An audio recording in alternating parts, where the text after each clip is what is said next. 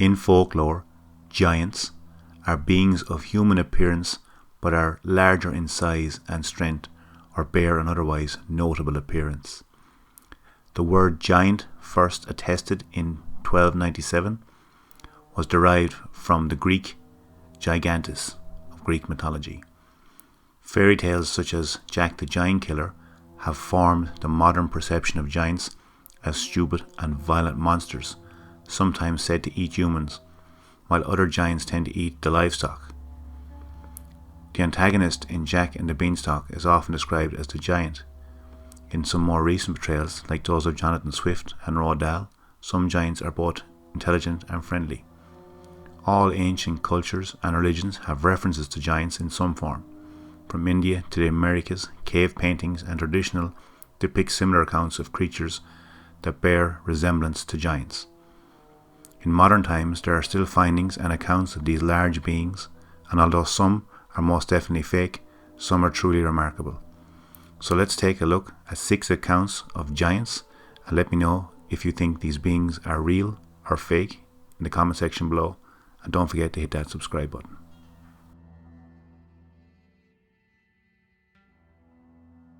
The Nephilim.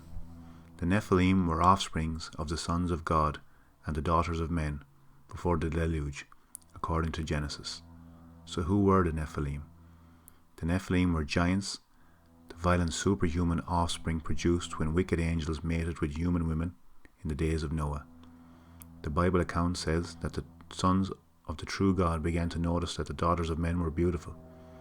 Those sons of God were actually spirit creatures who rebelled against God when they forsook their own proper dwelling place in heaven, materialized human bodies, and began taking as wives all whom they choose. The hybrids born from these unnatural unions were no ordinary children. The Nephilim were giant bullies, tyrants who filled the earth with violence. The Bible describes them as the mighty ones of old time, the men of fame. They left behind a legacy of violence and fear. So were they real? According to the Bible, yes, but do they still exist? Let me know in the comments below.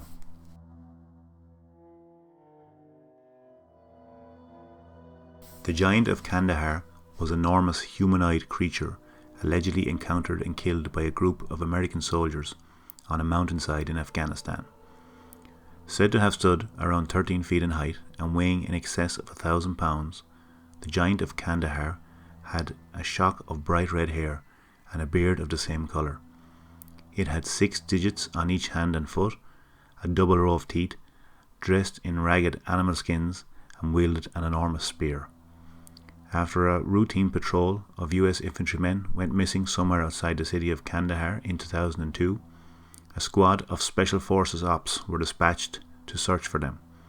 Coming across a mountainside cave, the soldiers found piles of cracked human bones and shattered military equipment. While they were investigating the debris, the giant erupted from the cave mouth and speared one of the soldiers, killing him instantly.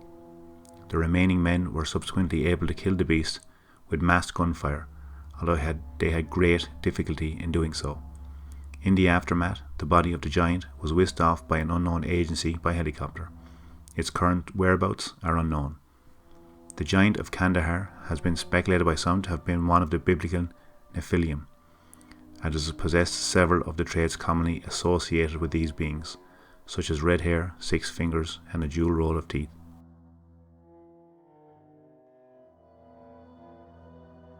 Farmer Warren Cohen of Hillsborough, Ohio, while fox hunting, recently discovered several ancient graves. They were situated upon a high point of land in Highland County, Ohio, about a mile from the famous Serpent Mound, where Professor Putnam of Harvard made interesting discoveries. As soon as the weather permitted, Cohen excavated several of these graves. The graves were made of large limestone slabs, 2.5 to 3 feet in length and a foot wide. These were set on edge about a foot apart. Similar slabs covered these graves. A single one, somewhat larger, was at the head and another at the foot. The top of the grave was 2 feet below the present surface. Upon opening one of the graves, a skeleton upward of 6 feet in length was brought to light. There were a number of stone hatchets, beads and ornaments of peculiar workmanship near the right arm. Several large flint spears and arrowheads among the ribs gave evidence that the warrior had died in battle. In another grave was a skeleton of a man equally large. The right leg had been broken during life, and the bones had grown together. The protuberance at the point of union was as large as an egg, and the limb was bent like a bow. At the feet lay a skull of some enemy or slave. Several pipes and pendants were near the shoulders. In other graves, Cowan made equally interesting finds. It seems that the region was populated by a fairly intelligent people, and that the Serpent Mound was an object of worship. Near the grave is a large field in which broken implements, fragments of pottery, and burned stones give evidence to a prehistoric village site.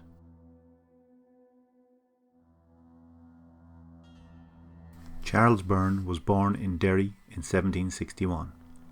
Byrne entered a growth spurt in his early teens, and after gaining some local notoriety, set off with friends across the Irish Sea to seek fame and fortune by exhibiting himself as a human curiosity. There are some great accounts in the papers from the time of him in Edinburgh lighting his pipe from the lamps in the street because he was so tall. Dr. Thomas Munzer, a lecturer at the University of Stirling, who has researched Byrne's life, said, "Now standing at 7 feet 7 inches tall, Byrne's celebrity grew, and he attracted regular attention from the news media of the time. He arrived in London at the age of 20, Munzer said, and continued to exhibit himself, building up a tidy sum of income as crowds flocked to witness his towering frame. Around 2 years later, however, he was robbed. His entire fortune, thousands of pounds in today's money, was taken, and Byrne entered a prolonged funk. As his depression deepened, his medical condition did too, and he apparently contracted TB in the wake of the robbery. We understand now that someone who has gigantism has a medical condition. Specifically, it's an excess secretion of a growth hormone from the pituitary gland that's located at the base of your brain," Munzer explained. Papers from the time reported that he told his friends he wanted to be buried at sea, due to concerns that surgeons might seek out his body if he was interned in a cemetery. His body was taken to Margate at the coast of Kent, but as the burial party stopped overnight to rest, a crooked undertaker managed to swap out Byrne's remains for dead weight. The giant's body was taken to Hunter's home, where it was reduced to its bare bones. The surgeon unveiled his giant specimen around 4 years later. Meantime, the burial at sea had gone ahead as planned off Margate, according to reports from the time. No one had been aware that Byrne's remains were no longer in the coffin.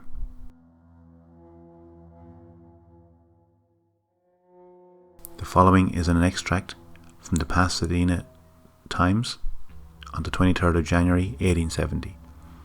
On Tuesday morning last, while Mr. William Thompson, assisted by Robert Smith, was engaged in making an excavation near the house of the former, about a half a mile north of West Hickory, preparation to enriching a derrick, he exhumed an enormous helmet of iron, which is corroded with rust.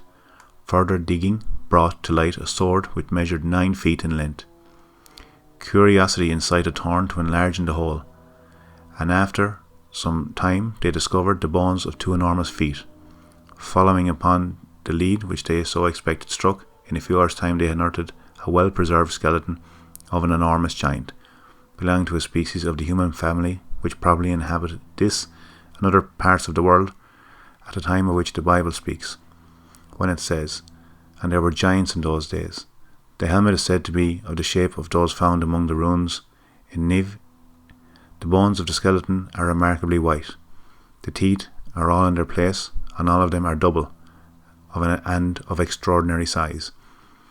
These relics have been taken where they are visited by large numbers of people daily.